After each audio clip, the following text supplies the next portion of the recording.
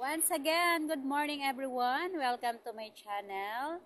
For today's video, pag-usapan natin kung gaano ba kabilis mag-loan dito sa Hong Kong.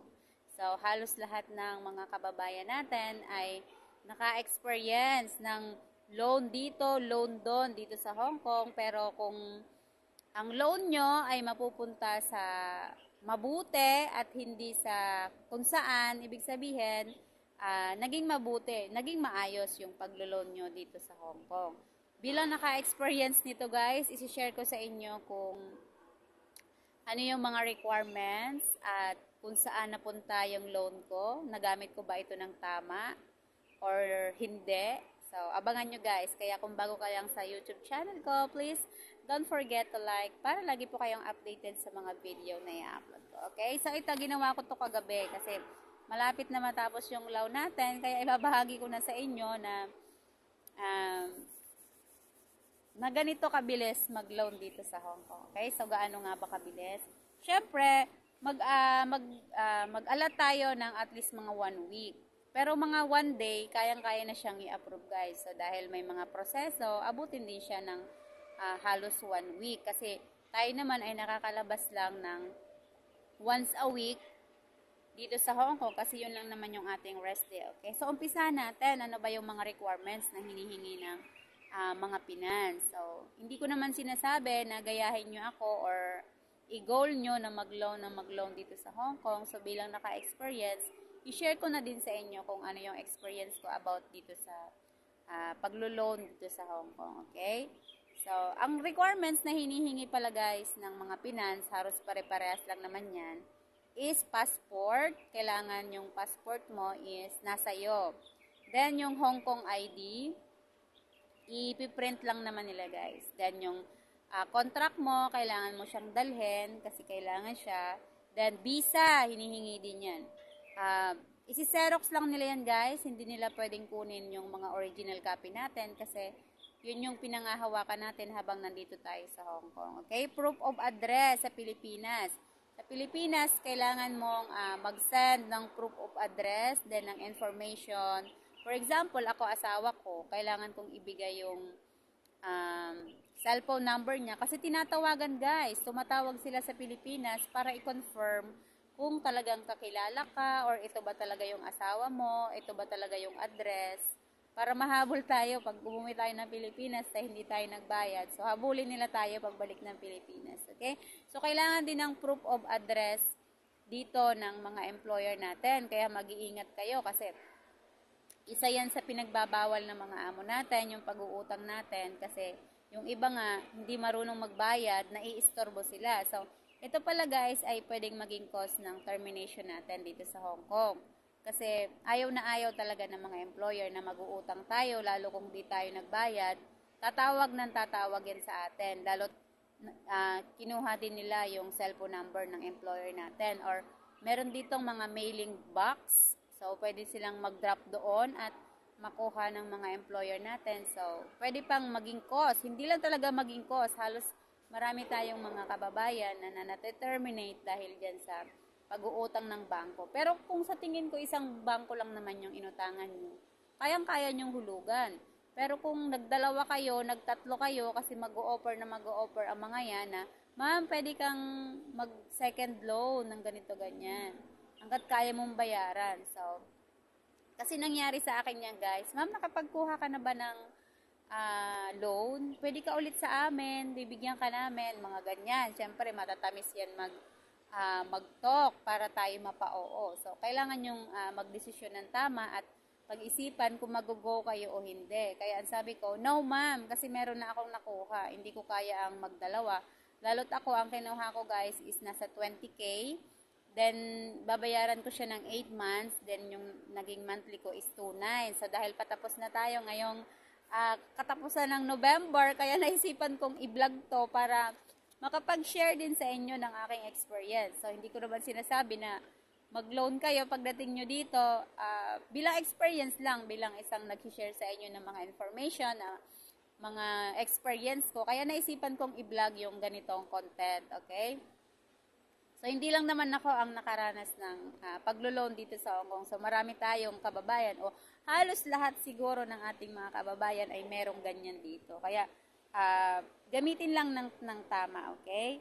Then, okay, so ayun, yung proof ko pala guys dito sa employer ko kasi yung mga bahay dito, meron siyang sample mga A, B, C, D. Kagaya ko, letter D, ang pinagawa nila sa akin is, pinaselfie nila ako doon sa may pintuan na may letter D para ma-approve daw yung aking loan. Kasi dito sa Hong Kong guys, meron silang pinaprocess na, wait lang, hanapin ko lang.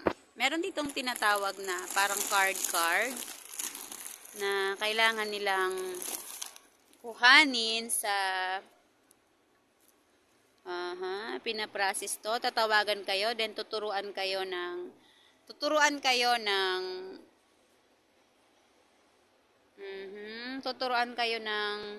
agency kung ano yung isasagot nyo para magpagawa ng ganito. Ito yung CCSL na parang card. Bago ka makapag-loan dito sa Hong Kong, ay kailangan meron ka nito. Ang maglalakad nito, yung mismong finance na. So, halos lahat yata ay meron tayong mga CCSL, mga kababayan dito sa Hong Kong. Ayun. Yun ay nire-request pa, kaya mag-alat ka ng mga 1 week bago ka makakuha sa mga bangko, okay? I-interviewin ka nila, tuturuan ka nila kung anong sasabihin mo, okay? So, yun, mga 1 week lang yung magiging preparation nyo para sa paglo-loan dito sa Hong Kong. Then, pag another day off nyo, pwede nyo na makuha yung hiniram nyo. Pero, syempre, dahil yan ay utang, kailangan nating bayaran ng maayos at wag magpapadelay guys kasi may penalty na yan. Mas maigi nang magbayad kayo ng advance. For example, ako ang due date ko is 27. Kung off ko ng 26, magbabayad na ako ng 26. Hindi ko na siya paaabutin ng next week, katapusan, or ano, kasi magkaka-penalty na yan, guys. So, nakakahiya din dun sa nag-refer sa atin. Kasi yung nag-refer sa akin is friend ko dito. Sabi niya, wag kang papasira dyan ha. Kasi ako ay matagal nang naglo-loan dito, kaya bawal daw siyang masira. So, dahil good payer naman tayo, maayos naman tayo magbayad, maayos naman nila tayong pinautang, at maayos naman nila tayong inirefer. Nagtiwala sila sa atin. So, kailangan wag nating sirain yung tiwala ng taong tumulong sa atin para makapag-loan dito. Kasi dito guys, uso yan na kailangan may magre-refer sa yung kakilala mo bago ka makakuha sa finance. Kasi hindi naman pwedeng wala kang kakilala na uutang ka, so nire-required nila yung merong magre-refer sa'yo para bigyan ka nila ng pera, okay? So, maraming mga magkakaibigan ang nasisira dahil sa ganyan guys. Yung iba naman ginagamit yung pangalan, so wag kayong papayag na gamitin ng kaibigan nyo na yung pangalan nyo sa paglo-loan para lang sa kanya. So, yan yung advice ko sa inyo guys. Wag na wag nyong gagawin na ipagamit yung mga pangalan nyo. Mas maigi pang gamitin nyo yung pangalan nyo para sa sarili nyong loan. Kahit kaibigan nyo pa yan, kamag-anak. So, huwag kayong magtitiwala basta-basta kasi maraming nasisira dahil sa pera. Okay? So, gamitin ng tama. Para sa akin, nagamit ko ng tama yung aking loan ko guys kasi pinagawa namin ng bahay sa probinsya. So, doon napunta yung aking inutang.